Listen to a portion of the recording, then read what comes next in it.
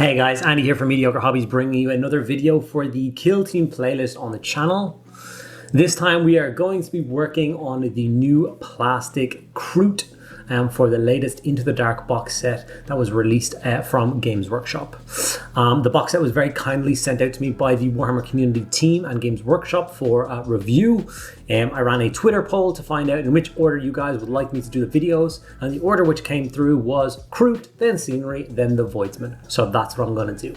If you enjoy what I do and want to support me to make even grander videos in the future, the best way for you guys to do that is through my Patreon campaign. So if you guys are interested in joining my Patreon, which gives you a bunch of special advantages like a personal Discord server where you can hang out with me and over 100 other people now as we kind of talk through the hobby, brainstorm, help me out with some video ideas, and generally just a great place to share and enjoy your hobby, then there's links to things like that below. So without further ado guys, let's get painting plastic Kroot. I have been very much looking forward to new updated sculpts of Kroot for many years. I fell in love with Kroot years ago. Issue 266 of White Dwarf had a complete Kroot codex, and I've wanted to do a full army ever since then. I can finally get my hands stuck into that. So we started by the usual method of spraying the model black and then giving it a zenithal spray of Grey Seer. We then moved over to Nurgling Green and contrasted in all of the skin. This is quite a pale green, and it gives you this really nice skin tone that I think really works for void-based Kroot. If you look at the actual kill team of Kroot mercenaries, you'll know that they've all basically got different skin tones. I'm not going to do that with my Kroot kill team. I'm going to have them all the same kind of colored skin, and I'm going to go with kind of a Kroot pattern that I don't think has seen the sun for many decades. So they're going to be a little bit paler, a little bit more devoid of light, and the colors won't be as crazy and as vibrant. But stick around to the end. I think the result turned out pretty well. I was quite happy with it, and by the time I was done recording this particular video, I immediately wanted to pick up the rest of the kill team and start painting. After we'd applied the Nurgling Green, we then moved over to Black Templar and base coated in all of the kind of cloth on the miniature. So he's got a big gnarly cape, and then he has like a chest guard piece. It's almost like a little vest. That is also in black material. So one quick coat of Black Templar. This particular model also has a quiver for his arrows. What else would a quiver before? I checked the 360 on the website. That is also the same black clothy material. So I went ahead and did that. This is the only model in the kill team that has a quiver, so don't really worry about it. But the rest of them all seem to have, if not the full capes, they at least have the vests. With that applied, it was time to move over to Gold Brown. And we did all of the belts and straps and stuff that all his equipment is hanging off of. And I also did the holster for his pistol and any straps and stuff that are holding on his quiver as well. So Gold Brown was used. Just a nice vibrant green. Like a rich leather color. God only knows where they skinned the skin to make the leather in these guys, but it's a question you don't ask a Kroot. It's not polite. From here on in, we went to Gorgrunta Fur, and this was for the quills on the back of his head. It's one of my favorite features of Kroot is the quills, and the idea that there can be all kind of different patterns or colors depending on, I don't know, clan or age or anything like that. If I did do a full army, there could be like each squad could have different quill colors, so you could announce them as different kind of groups and stuff. Maybe they could be different families all working together and fighting. So much cool ways to work Kroot into the game. Lead Belcher was used to base coat all of the metallic parts. So the big bowcaster, no, it's not a bowcaster. I really should have checked what the name of this special gun is before I recorded the audio for this. I do apologize. His big sideways crossbow thing, Lead Belcher was used. It is basically 90% metallic. Just the stock is wood, and I used the same color on his quill as of that. He's also got some rings, and obviously the arrows, the bolts in his back are all done, and there's a bit of metallic around his holstered pistol. So just go around, find all those little metallic parts and give them a coat of Lead Belcher. Balthasar Gold was used to add some nice trim to his weapons. Once again, went back to the reference page on the Games Workshop website, used 360. I do that a lot when I'm painting miniatures, just so I don't miss any of the detail. kind of noticed that there was a few bits and pieces on this that were knocked out in gold trim.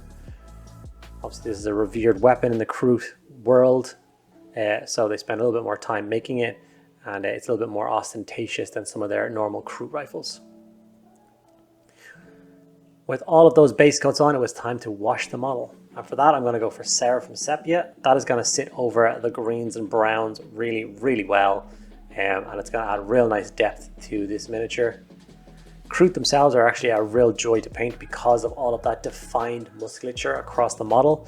It means that when we go to the layering stage in a moment, it's just so easy to do. There's no guesswork about where a highlight should be or shouldn't be, which made this model a joy to paint. But yeah, just take your time, get a full coat of Seraphim Sepia across the model, all the metallics, all the brown, the entire thing. I am still debating what I want to do as goes the basing scheme for my kill team miniatures. So for this particular point, while the shade was drying, all I did was give it a coat of a matte, kind of a charcoal black. Just so your eyes aren't deceived by the white base that he's on. Definitely sets the tone for him a little bit better. And now it's time to start layering up that skin. So I went for Nurgling Green. And I just took my time and I layered up all of the skin on this Kroot model. This is by far the slowest part of painting this miniature, but it was not slow as a thing. Like I said, because it's all so well defined, you just have to pick the highest, most raised areas and give them one coat, quick highlight. I'd say the highlighting stage of this miniature took no more than, I'd say, 3 minutes. And it was quite an enjoyable step to do, seeing the miniature come to life. So you see the right leg layered and the left leg not. The difference is kind of staggering.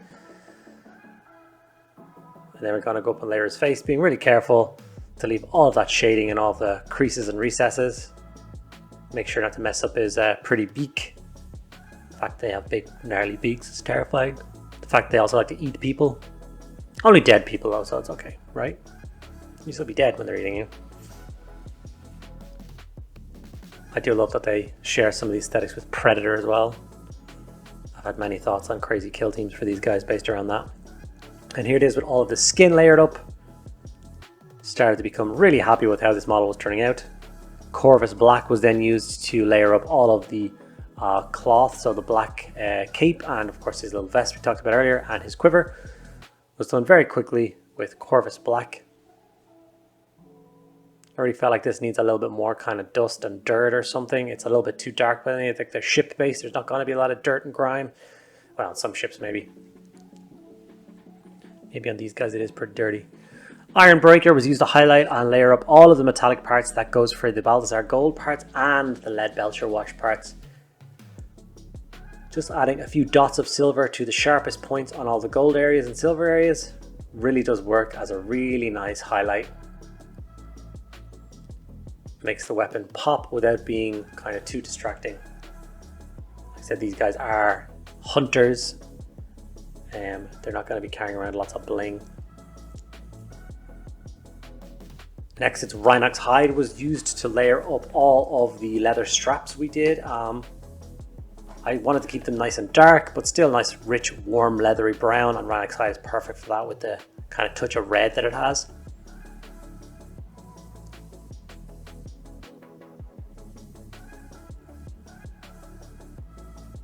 Just gotta make sure not to miss any of the straps and little things all over the place. All tucked away. Screamer Pink and Uriel Yellow, 2 quick stages. The Screamer Pink was used on the tongue. Some of the crew have their mouth opens, which revealed their tongue, so I just gave it a quick pink layer to make it stand out a little bit. Most of them have their mouth closed, so you don't have to worry about it too much. And Uriel Yellow was used just as a quick coat across the eyes. It was actually really hard to figure out what color the eyes on these guys were, but there we have it. We have our Kroot hunter ready to go into the bowels of the Gallowdark, hunting for its prey, whatever they may be. Super pleased with this result. Cannot wait to get the rest of the kill team done. And of course, I'm going to be working on the Marine Breachers and the scenery from Into the Dark as my next 2 videos. So stick around, guys, and enjoy the whole content.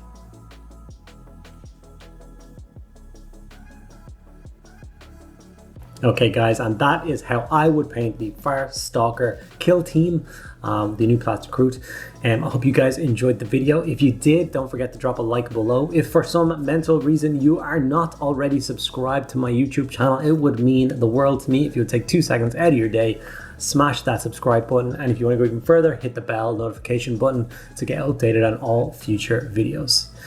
Thank you guys so much for watching to the end of the video. I'll see you in the next one.